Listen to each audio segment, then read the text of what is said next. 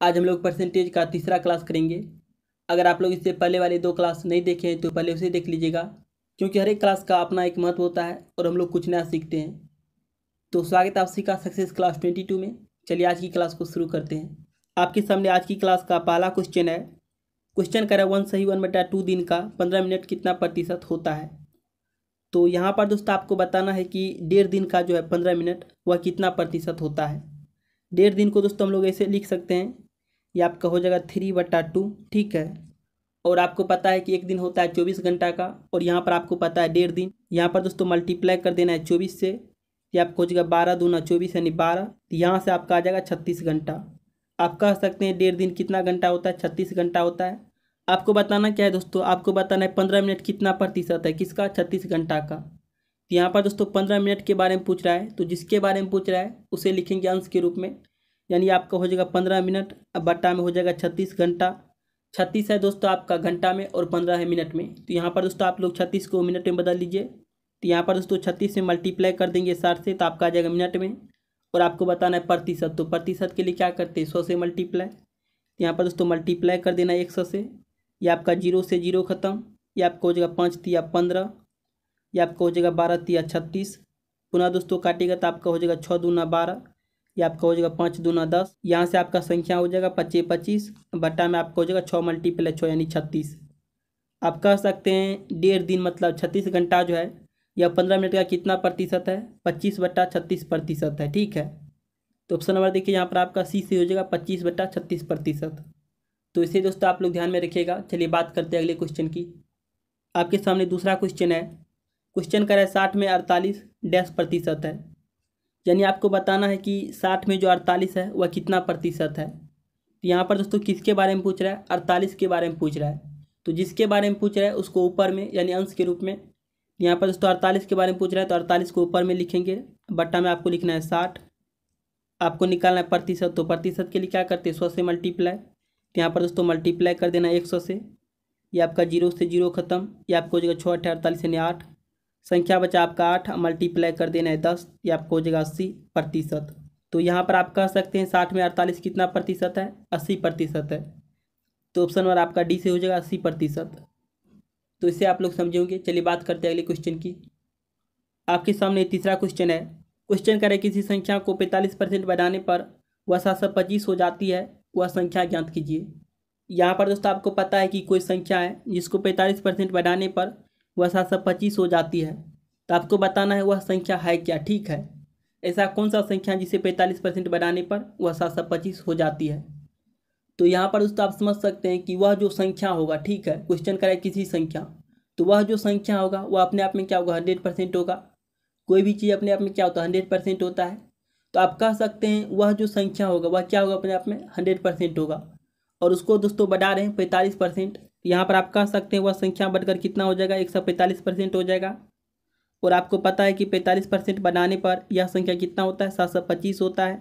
तो यहाँ से आपको सबसे पहले 1% का मान निकाल लेना है, यह आपका हो जाएगा 725, बटा में कर देना 145। तो यहाँ से आपको 1% का मान निकल जाएगा। आपको बताना है वह संख्या, तो वह संख्या क्या होगा दोस्तों, अपने आप में 100% होगा। यानी आप कह सकते हैं 100% का मान आपको चाहिए। तो यहाँ पर दोस्तों 1% का मान पता है, आपको चाहिए 100% का। तो यहाँ पर दोस्तों मल्टीप्लाई कर देंगे 100 से, तो यहाँ से आपका संख्या हो जाएगा 14 पंचे 70 पचे 25, यानी आप कह सकते हैं 145 से 725 5 बार में कैंसिल हो जाएगा। तो यहाँ से दोस्तों आपका संख्या बचा 5, मल्टीप्लाई कर देना 100 से, ये आपका हो जाएगा 500। आप कह सकते हैं वह संख्या कौन सा है, 500 है, जिसको दोस्तों 45% बढ़ाने पर वह कितना होता है, 725 होता है। तो ऑप्शन नंबर आपका देखिए ए से हो जाएगा 500। तो इसे भी दोस्तों आप लोग ध्यान में रखिएगा। चलिए बात करते हैं अगले क्वेश्चन की। आपके सामने चौथा क्वेश्चन है। क्वेश्चन करें उस संख्या को ज्ञात करें जो 240 से 30% अधिक है। तो यहाँ पर दोस्तों आपको वैसा संख्या बताना है जो 240 से कितना अधिक है, 30% अधिक है।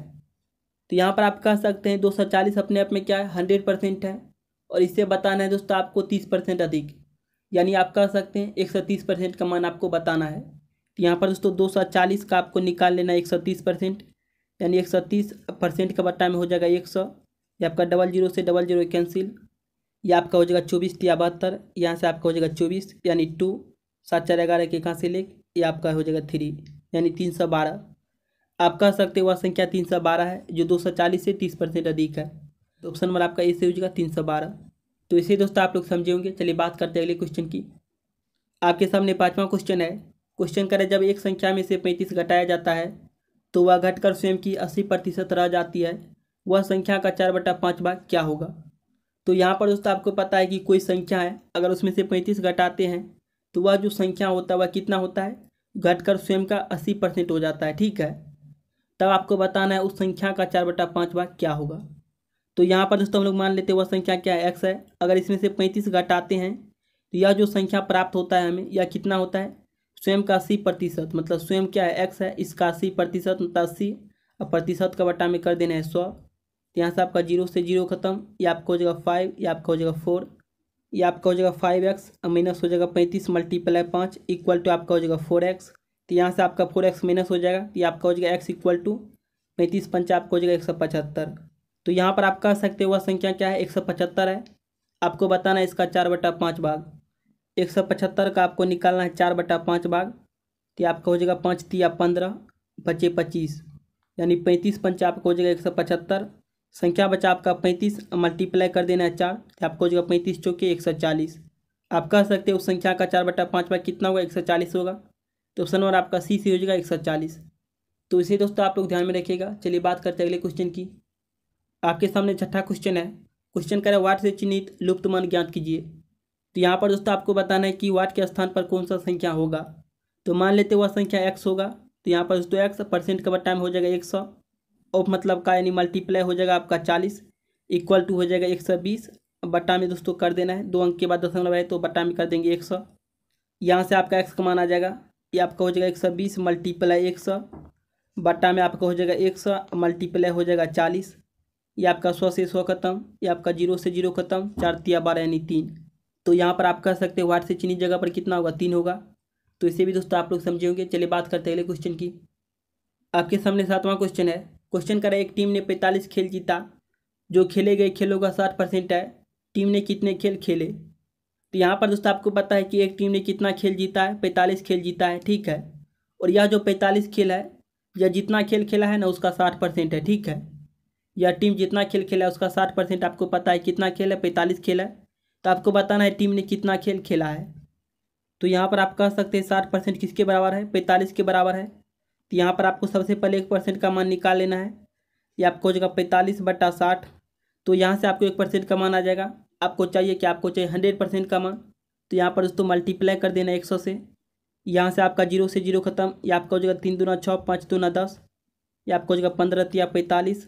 संख्या बचा दोस्तों आपका 15 मल्टीप्लाई कर देना है 5, ये आपको हो जाएगा 15 5 75। तो यहाँ पर आप कह सकते हैं टीम ने टोटल 75 खेल खेला है। तो ऑप्शन नंबर आपका देखिए 20 से हो जाएगा 75 खेल। तो इसे दोस्तों आप लोग समझे होंगे। चलिए बात करते हैं अगले क्वेश्चन की। आपके सामने 8वां क्वेश्चन है। क्वेश्चन करें किसी संख्या का 72% 90 है, संख्या कितनी है। यहाँ पर दोस्तों आपको पता है कि कोई संख्या है जिसका 72% कितना है, 90 है। तो आपको बताना है वह संख्या कितना है। तो मान लेते वह संख्या क्या है, एक्स है, इसका 72%। तो 72% का बटा में कर देते हैं 100। कितना है दोस्तों, 90 है। तो यहाँ पर दोस्तों इक्वल टू कर देना है 90। तो यहाँ से दोस्तों आपको एक्स का मान निकाल लेना है। ये आपका हो जाएगा 90 मल्टीप्लाई 100 बटा में हो जाएगा 72। ये आपका हो जाएगा 18 चौके 72, 18 पंचे 90, 5 से काटेगा तो आपका हो जाएगा 25 चौके 100, यानी 25 पंचा आपका हो जाएगा 125। आप कह सकते हो वह संख्या कितना 125 है, जिसका 72% कितना है, 90 है। तो ऑप्शन नंबर आपका 20 से हो जाएगा 125। तो इसे दोस्तों आप लोग ध्यान में रखिएगा। चलिए बात करते हैं अगले क्वेश्चन की। आपके सामने 9वां क्वेश्चन है। क्वेश्चन करें 34 का 15% कितना है। 34 का आपको निकालना है 15%। तो 15 बटा में परसेंट का हो जाएगा 100। यहाँ से आपका हो जाएगा 20 पंचे 100, ये आपका हो जाएगा 5 तिया 15। पुनः दोस्तों आपका हो जाएगा 10 दूना 20, ये आपका हो जाएगा 17 दूना 34, यानी 17 तिया 51 बटा में 10, ये आपका हो जाएगा 5.1। तो ऑप्शन नंबर आपका देखिए ए से हो जाएगा 5.1। तो इसे ध्यान में रखिएगा। चलिए बात करते हैं अगले क्वेश्चन की। आपके सामने 10वां क्वेश्चन है। क्वेश्चन कर रहा है एक कार 16,000 की खरीदी, इसका मूल्य 10% प्रति वर्ष के हिसाब से कम होता है, 2 साल बाद मूल्य कितना होगा। तो यहाँ पर दोस्तों आपको पता है कि एक कार का कीमत कितना है, 16,000 है, और इसका मूल्य जो है ना प्रति वर्ष 10% कम होता है। ठीक है, तब दोस्तों आपको बताना है 2 साल के बाद इसका मूल्य कितना होगा।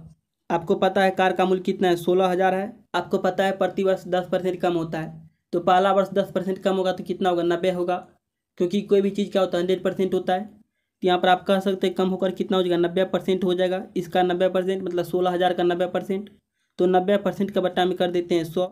ये आपका 00 से 00 कैंसिल, ये आपका हो जाएगा 16 से, यानी 144 पर 00 बैठा देना है।